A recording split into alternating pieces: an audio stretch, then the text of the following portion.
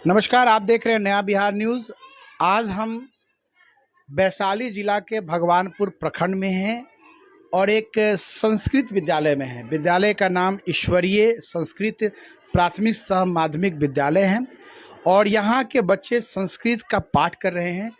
खास बात है कि कुछ मुस्लिम समाज के बच्चे भी हैं, वो भी संस्कृत का पाठ कर रहे हैं। ये हमारे देश के शिक्षा व्यवस्था की एक मजबूत कड़ी है, जहां शिक्षा को जाति और धर्म से ऊपर बताया जा रहा है। खासकर ईश्वरीय संस्कृत प्राथमिक और माध्यमिक विद्यालय के प्राचार्य महोदय हेमंत जी का ये सफल प्रयास है कि समाज के सभी वर्ग के बच्चे भारत के वैदिक ज्ञान की जानकारी रखें, संस्कृत पढ़े, जाने हमारे भारत की क्या विविधता है, हमारे भारत की क्या संस्कृति है, इसके विषय में भी जाने। हमारे सामने कुछ बच्चे हैं जो संस्कृत में पाठ करेंगे और कहीं ना कहीं भारत की अब संस्कृत एक विलुप्त भाषा बनती जा रही है। हमारी सभी भाषाओं का स्रोत संस्कृत है, लेकिन धीरे धीरे संस्कृत जो है वो विलुप्त होते जा रही है। खासकर नई पीढ़ी संस्कृत न पढ़ती है न जानती है, जिसके कारण हमें काफ़ी परेशानी भी हो रही है। आज विज्ञान जो संस्कृत को आधार मानकर ही आगे बढ़ रहा है। अमेरिका के वैज्ञानिक संस्कृत भाषा की जानकारी लेकर नासा, जो उनका एक वैज्ञानिक संस्थान है जो अपना रॉकेट अंतरिक्ष में भेजता है, अंतरिक्ष की जानकारी लेता है, वो भी संस्कृत की जानकारी लेकर अपने अंतरिक्ष कार्यक्रम को आगे बढ़ा रहा है। लेकिन जिस देश में, जिस राष्ट्र में संस्कृत का जन्म हुआ, वहीं के लोग संस्कृत नहीं जानते हैं। ये हमारे लिए दुर्भाग्यपूर्ण बातचीत है। खासकर बिहार की शिक्षा व्यवस्था इतनी भेदभावपूर्ण नीति अपना रही है कि संस्कृत जो हमारी सभी भाषाओं का मूल है, उसकी पढ़ाई बंद कर दी गई है। किसी प्रकार से हेमंत जी प्रयास करके बच्चों को संस्कृत की शिक्षा देने का काम कर रहे हैं, जबकि सिलेबस में संस्कृत आउट ऑफ सिलेबस हो गया है। न इसके लिए कोई विद्यालय है, न शिक्षक की बहाली हो रही है। मात्र 4 शिक्षक है, साढ़े 500 बच्चे हैं यहाँ पर, और ये 4 शिक्षक मिलकर बच्चों को सभी विषयों की जानकारी दे रहे हैं, जिसमें संस्कृत प्रमुख विषय है। क्योंकि स्कूल संस्कृत प्राथमिक सब माध्यमिक विद्यालय है, तो निश्चित तौर पे बच्चों का संस्कृत के प्रति रुझान बढ़े, ये हेमंत सर का एक बहुत सफल प्रयास है। और हमारे सामने कुछ बच्चे हैं जो संस्कृत में पाठ करेंगे, और एक मैसेज भी है समाज के सभी वर्ग के लोगों के लिए कि संस्कृत जो हमारी मूल भाषा है, संस्कृत सभी भाषाओं की जननी है। हिंदी हो, चाहे वो मलयालम हो, तमिल हो, कन्नड़ हो, तेलुगु है, भारत की जितनी भी भाषाएं हैं, सभी भाषाओं का जन्म संस्कृत से हुआ है। लेकिन संस्कृत ही आज विलुप्त होने की कगार पर है। तो ये बच्चे एक मैसेज दे रहे हैं कि आप संस्कृत पढ़िए, पढ़ाइए, ताकि हम विश्व में जो हम भारत को विश्व गुरु बनाने का जो संकल्प हमारे देश के प्रधानमंत्री ने लिया है, उस संकल्प में हम सफल हो। इसके लिए संस्कृत का ज्ञान बहुत ज़रूरी है।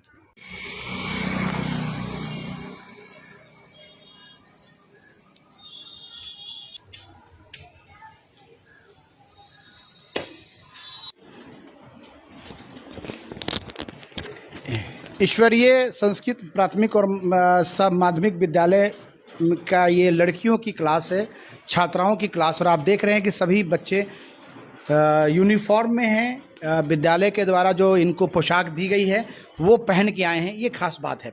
अक्सर सरकारी विद्यालयों में ये देखा जाता है कि बच्चे यूनिफॉर्म में नहीं होते हैं, तो यहाँ बच्चे यूनिफॉर्म में हैं। इस विद्यालय की खासियत है कि बच्चे यूनिफॉर्म में हैं।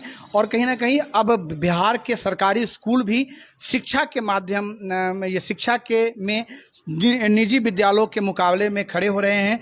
अपने शिक्षा के माध्यम से आपने देखा बच्चे जो हैं वो स्वास्थ्य श्लोक का पाठ कर रहे हैं, संस्कृत का पाठ कर रहे हैं। ये खासियत है ईश्वरीय माध्यमिक विद्यालय में। लेकिन जो बेसिक जो कमियां हैं वो सरकारी विद्यालयों की है कि कहीं भवन नहीं है, कहीं शिक्षक नहीं है, और वो कमियां इस विद्यालय में भी है। 4 ही शिक्षक हैं और करीब 550 बच्चे हैं जिनको पढ़ाना है, उनको शिक्षा ग्रहण करना है। तो कहीं ना कहीं इन व्यवस्थाओं को सरकार को दूर करना होगा। ये सबसे बड़ी बात है कि लड़कियों की क्लास है और लड़कियां वेल ड्रेस्ड हैं। ये एक बहुत अच्छी बात है कि लड़कियां बहुत वेल ड्रेस्ड हैं और सभी डिसिप्लिन में बैठे हुए हैं।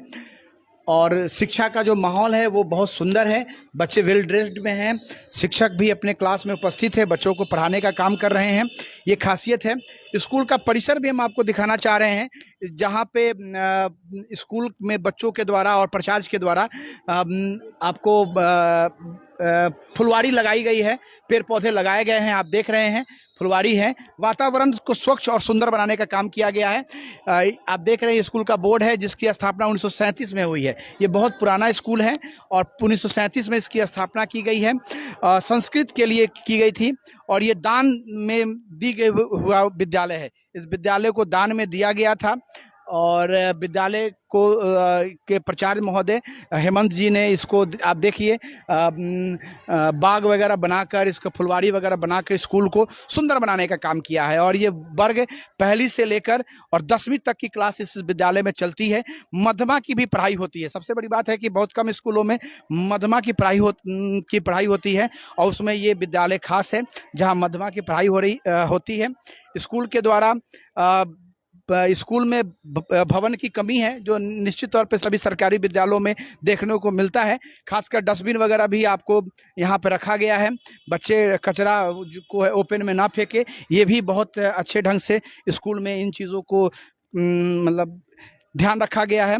ये साथ ही साथ आप देख रहे हैं ये किचन सेट बनाया गया है, जहाँ चमकी से धमकी का स्लोगन दिया गया है। तो कहीं ना कहीं स्कूल ने अपने जो भी संसाधन सरकार के द्वारा स्कूल को प्राप्त हुए हैं, उन संसाधनों का इस्तेमाल करके प्राचार्य महोदय स्कूल को अच्छा बनाकर एक शैक्षिक माहौल देने का काम कर रहे हैं।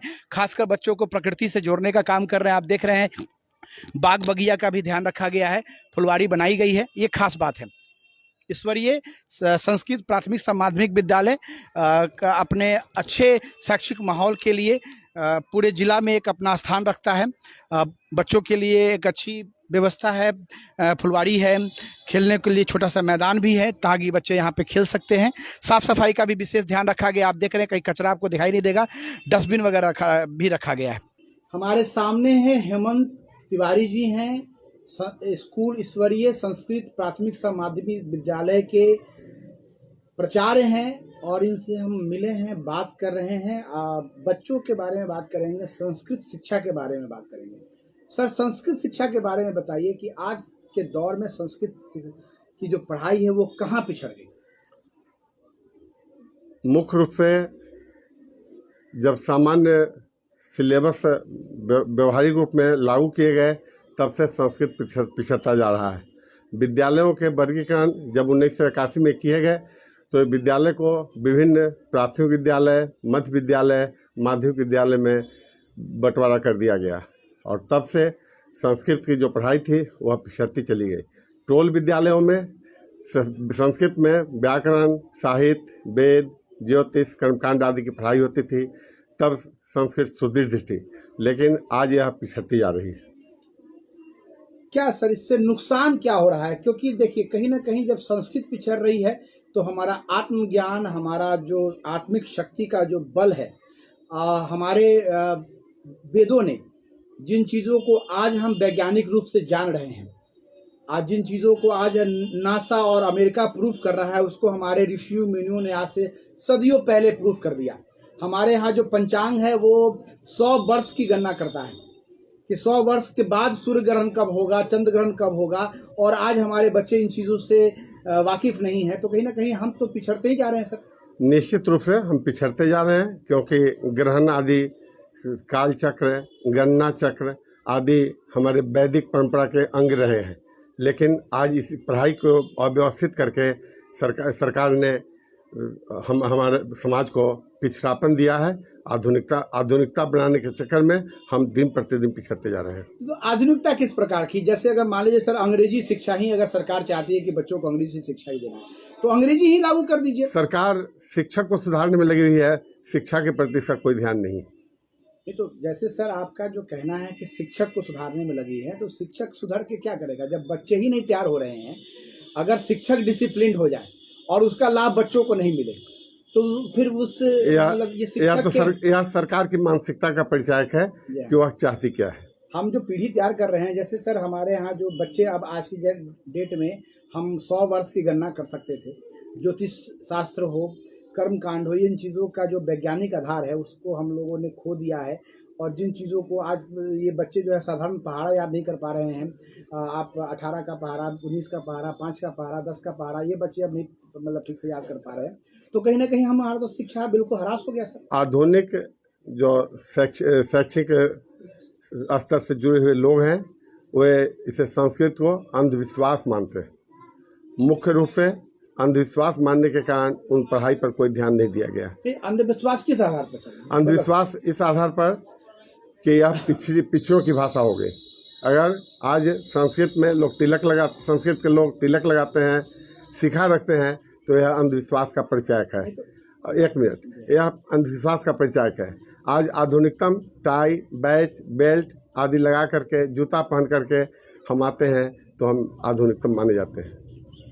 जैसे सर आधुनिकता का वैज्ञानिक आधार होता है। जब हमारे संस्कृत में जो भी चीज़ें, वेदों में जो वर्णन है, आज विज्ञान भी उसको प्रूव कर रहा है कि जिन चीज़ों को आप छोड़ रहे हैं आधुनिकता के आधार पर, वो आपके जीवन के लिए बहुत मतलब सही है। जैसे आप मानसिक तिलक लगाने की बात कर रहे हैं, तो तिलक को तो विज्ञान ने भी प्रूव किया है कि ये आपके मानसिक शक्ति को बढ़ाता है, क्योंकि हमारे जहाँ हम तिलक लगाते हैं वो हमारी सभी नसों का केंद्र बिंदु है जी।